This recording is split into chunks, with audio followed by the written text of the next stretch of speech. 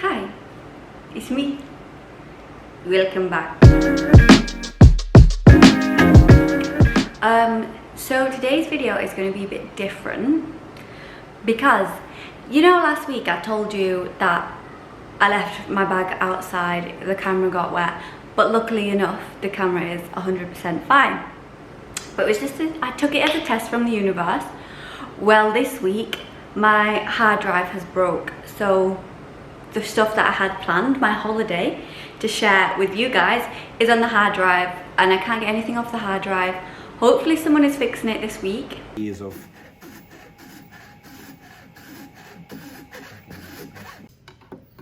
If you ever wanted to see inside of a hard drive. Hard drive. This is a 2.5 inch hard drive, 2 terabyte hard drive.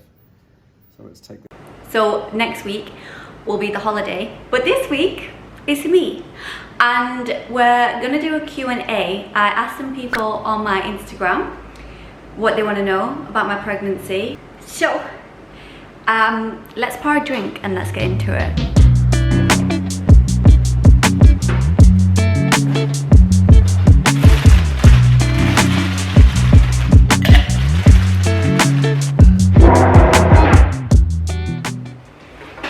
It feels like we're having a job interview.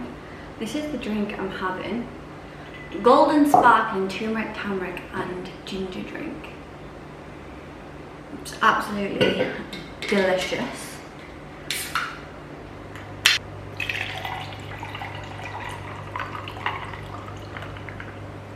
Okay, cheers.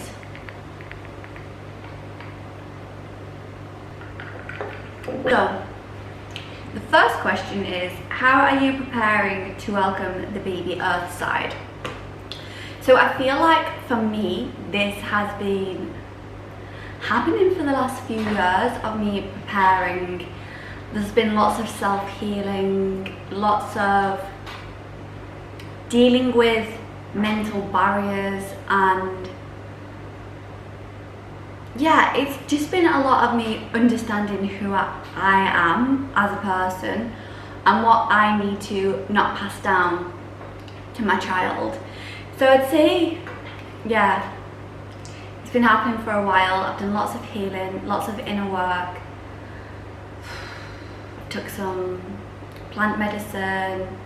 I've done my yoga training. Like, it's been a whole journey, do you know what I mean, of self-discovery and self-understanding and learning not to judge myself.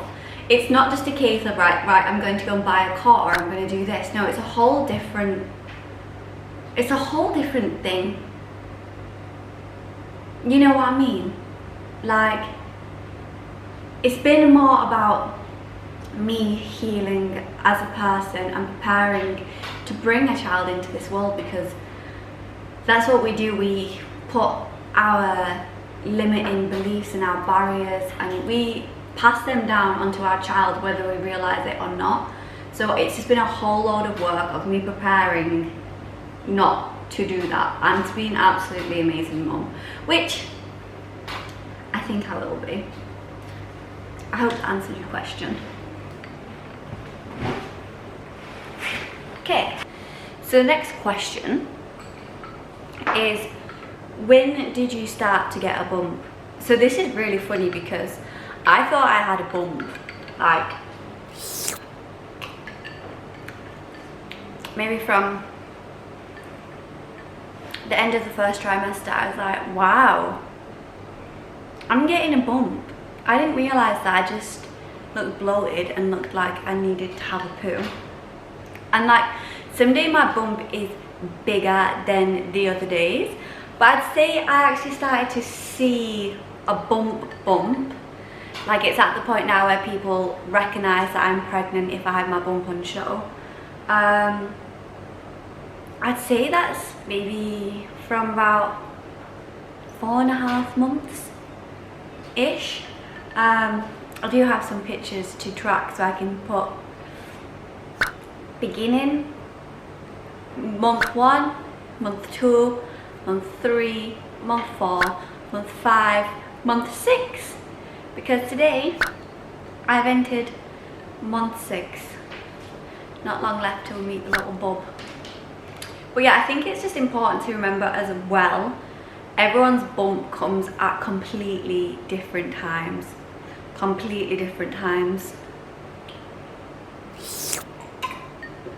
I remember at one point, I was thinking, why do I not have a bump? Like, I was putting pressure on having a bump. And then I had to take this realization, like, why am I putting pressure on my little one to be a certain way already? Like, why? No expectations out here, guys. Your little one is doing its thing. Allow it to do its thing. Okay. What do you think the sex is? I don't know why, but I'm convinced you're having a boy. Funnily enough, I think, or thought, should I say, I thought it was a boy. Ever since I was a young girl, I've just always imagined that I will have a boy first and a girl second.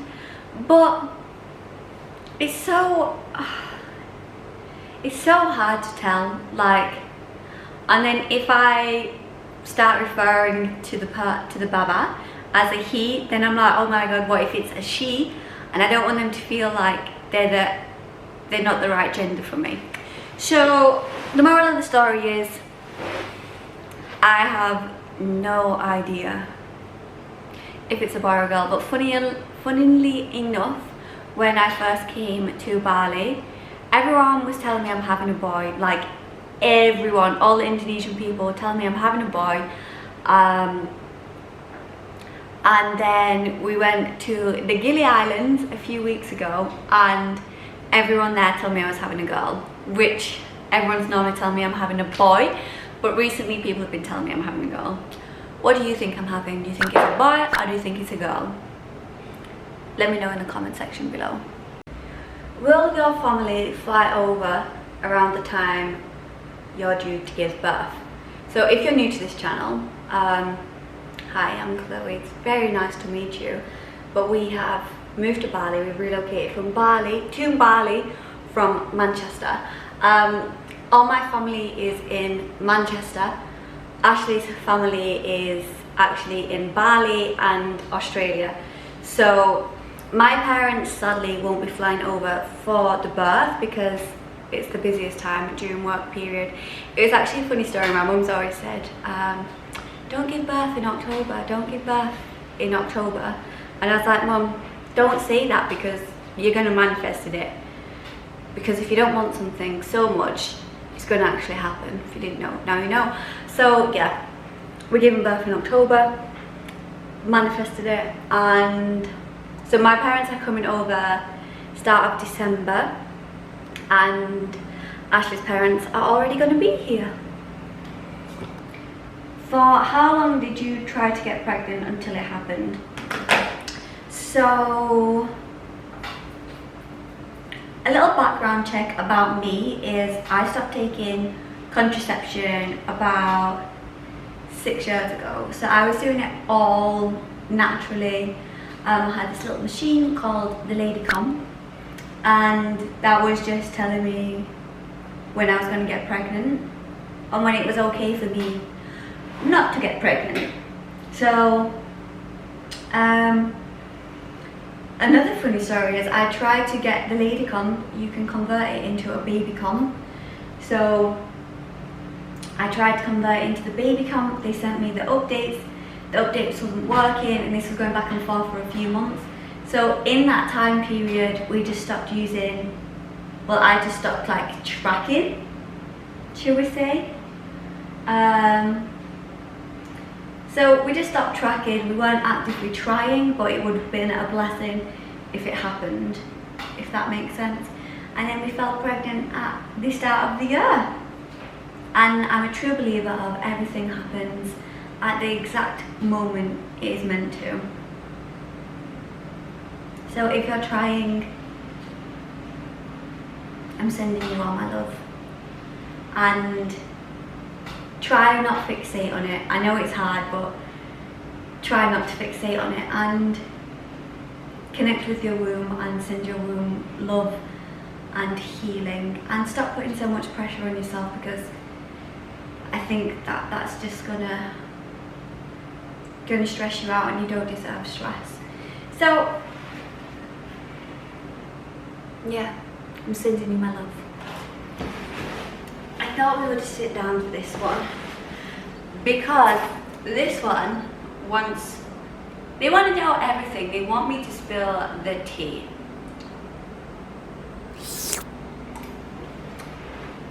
I want to know everything, like sickness, feelings, sensations, any tips, skincare, and eating habits.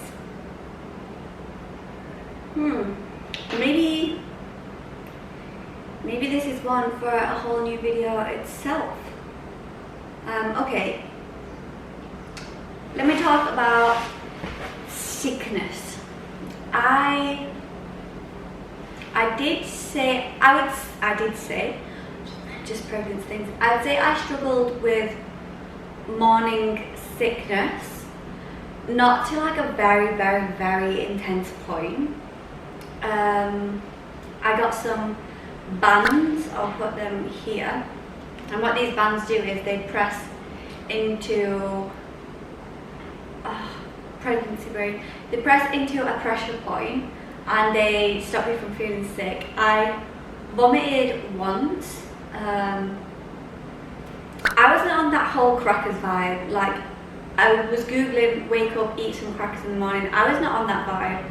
That was not good for me. I literally didn't want to eat anything in my first trimester. Everything was disgusting to me, unless I had a weird craving. Like when I first felt pregnant, I wanted to eat McDonald's plant-based burgers.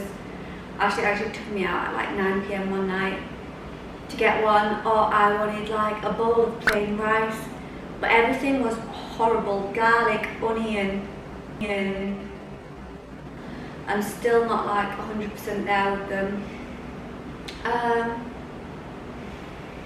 But yeah, food was difficult for me in the first trimester.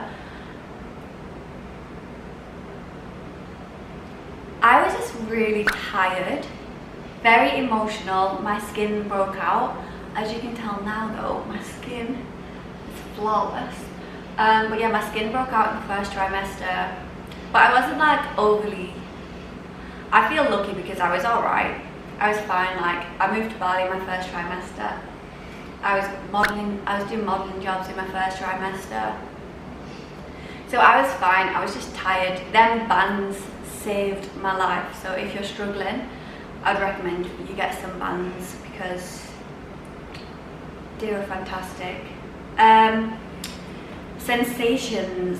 The first thing that I noticed, and I was like, okay, what is this? I actually said to Ashley, like, well, Isaac, he's got two names, Ashley and Isaac. He prefers to be called Isaac, so please call him Isaac, because I call him Ashley and he prefers Isaac, so let's call him Isaac from now on.